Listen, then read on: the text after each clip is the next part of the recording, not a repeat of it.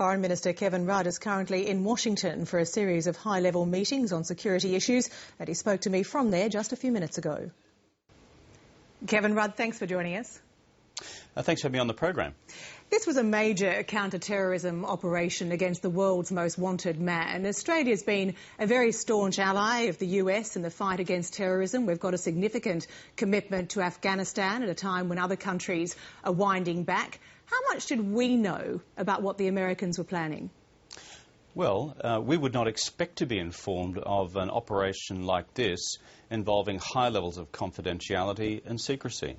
In my discussions with senior administration officials yesterday, it was quite plain that this was tightly held within the most senior agencies of the United States government. We had no, quote, need to know, unquote, about this operation.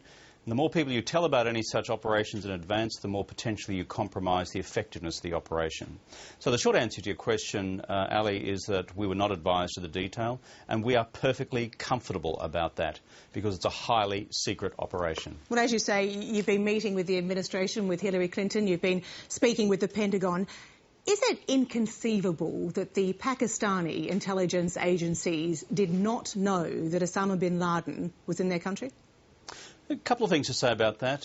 Remember, of course, that the administration itself has thanked the government of Pakistan for its assistance in this overall operation. That's the first point.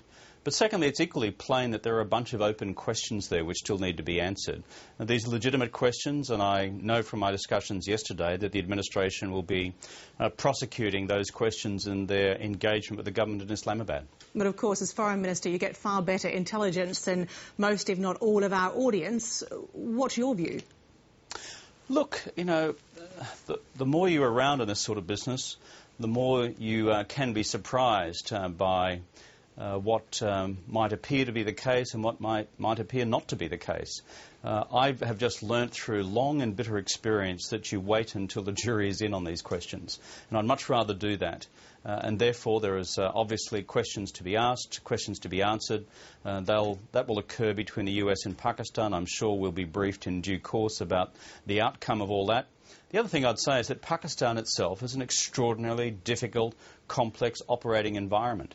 Anyone familiar with the politics of Pakistan, the role of the military, the role of the intelligence services, the porous nature of the border with Afghanistan, this is a very tough place to operate from and with and in cooperation with. So let's just wait till the jury's in. That's the safest thing to do. In your view, what is the key question that jury has to look at? Well, again, I'd defer to the Americans on that question, but let's just call a spade a spade. The question is whether anyone in Pakistan was aware or not of the presence of Osama bin Laden at this location in Pakistan prior to the operation being initiated.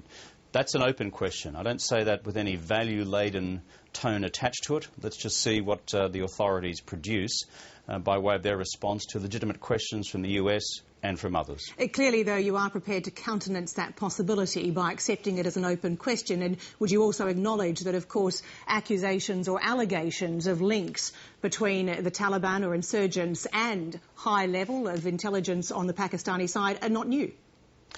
Well, those accusations have been flying around for a long, long time. I said before that Pakistan is a highly difficult, complex operating environment. The operations of arms of the Pakistani intelligence services, the military, the relationship with the civilian government in Islamabad, these are highly complex and sometimes opaque questions. Let's just, as I said, take a deep breath, wait for the answers to be delivered. The key thing, though, however, is that this mission has succeeded in its objective. Minister, do you trust the Pakistani security forces and the Pakistani government, and indeed do you take that as two separate questions? I think the bottom line, Ali, is that we deal with governments around the world of varying types, of varying calibres. We deal with governments as they are. And therefore, we've been engaged with Pakistan over a long period of time to assist with humanitarian challenges within their country. For example, most recently the devastating floods which spread right up and down the river system within the centre of the country. We've also dealt with the Pakistanis in terms of big education programs, in some some of the poorest parts of the country, assisting huge numbers of girls get education materials for the first time, as well as the training of midwives in Baluchistan in order that the infant and maternal mortality rates can be brought down. So we have a deep and broad engagement with Pakistan. As I said, we deal with governments as they are, not as we would perhaps prefer them always to be. But in fact, I suppose it goes further than those programs that you've just mentioned. Australia is a significant provider of military training to Pakistan, much of which happens on our soil. Some say we're the biggest provider of military training outside the US. Doesn't that make the question of trust rather more significant for this particular relationship? Well, we make no apology for the fact that we are significant trainers of parts of the Pakistani military, and for one explicit purpose. So much of the traditional training of the Pakistan military has gone towards scenarios associated with open conflict with India, as opposed to training of the Pakistan armed forces in what's called counterinsurgency operations dealing with the Taliban threat, which comes from across the border in Afghanistan, and also homegrown threats as well. So what are we doing? We're training Pakistan military officers, and have been doing for some years, in counterinsurgency capabilities in order for them to have a new skills craft for dealing with internal security threats, as opposed to their traditional training, which has dealt with scenarios associated with open field conflict with India. We regard that as a positive contribution. We've done so in the closest collaboration also with our friends and allies. So let me go back to that question that I asked you, though. Do you trust the Pakistani intelligence agencies?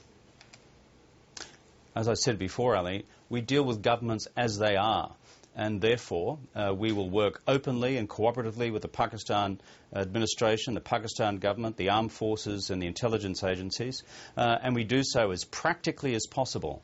But as I said, none of these relationships are ever perfect, but we seek to maximise the benefit which we can deliver against the overall objective, which is to reduce the terrorist threat. We are part of a combined operation by friends and allies. We're also a member of what is called Friends of Democratic Pakistan. On the economic front, we are working and have worked consistently along these lines for several years. Nothing's perfect. The idea, however, is to make the best of what you've got.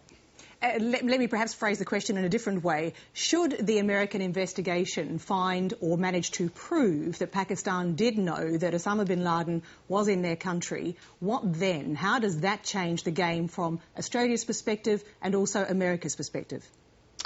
Well, Ali, you are building some hypotheticals and hypotheticals there, and good on you for trying, but I'm just not going down that road until we start to get some answers on these questions. Let's also concentrate on the core point, is that this mission, long anticipated over the last 10 years to remove Osama bin Laden from the scene, has been executed and completed successfully. That's where our focus should be right now. The rest will be sorted out through the proper investigatory processes and discussions between the US and Pakistani authorities. And we'll wait for that to be concluded before we consider any associated actions ourselves. In essence, though, are we being asked to believe that really it's one of two things? Either Pakistan is duplicitous or it's incompetent, because if they didn't know, should they have known? Well, the population of Pakistan is something like 170, 180 million people. It's one of the poorest countries in the world. It has a formidably inhospitable geography. If you look at the northwest frontier and also the line through Baluchistan. And for those reasons, can I just say, dealing with the country is physically complex and challenging before you go to the politics of the country. But isn't that the great irony, that he was actually found in a very highly populated area, a garrison town full of military personnel? So in that sense, if they didn't know, should they have? Well, can I just make this point in passing by way of reference? I think it took the United States 17 years to track down the Unabomber. With the formidable assets in this country, tracking down an individual. We should not just leap to conclusions in one direction or another. I would much prefer to wait for the jury to come back with its conclusions on this. I think that's the right and responsible course of action. And if you stand back from the immediacy of this operation, Our overall challenge is this, given we have substantial military commitments in Afghanistan, is to work as positively and constructively with the Pakistani military, the civilian government and their intelligence services to maximise our efforts against the Taliban in Afghanistan so that we can conclude our mission there. Well, indeed, just a final question. Does the killing of bin Laden make it more difficult now to prosecute the case for the ongoing war in Afghanistan? Because, of course, Australia's stated aim is to be there to ensure it never again becomes a safe haven for terrorists. And yet, as we now know, the biggest terrorist of them all wasn't even there. He was across the border. Yeah, but the bottom line here is we've become completely transfixed by geography here. The Taliban move backwards and forwards, and they have done for a long period of time. I mean, I've been to this part of Western Pakistan in years past. There are massive refugee camps there, some of which host considerable numbers of, let's call them, questionable elements, and there has been over time considerable movements across the border. So the fact that a leading Taliban operative or a leading Al-Qaeda operative might be found on one side of the border or the other is not ultimately material here. The key question is denying the operating space within Afghanistan so that it doesn't again become the free-range training ground for Al-Qaeda to operate unimpeded worldwide. But I guess my question is more that he was the pin-up boy for terrorism, if you like. He was the face of the public campaign, in the public's mind, very much part of the reason for being there. Does it make it harder to prosecute the case now that he's dead? Well, there are two parts to this.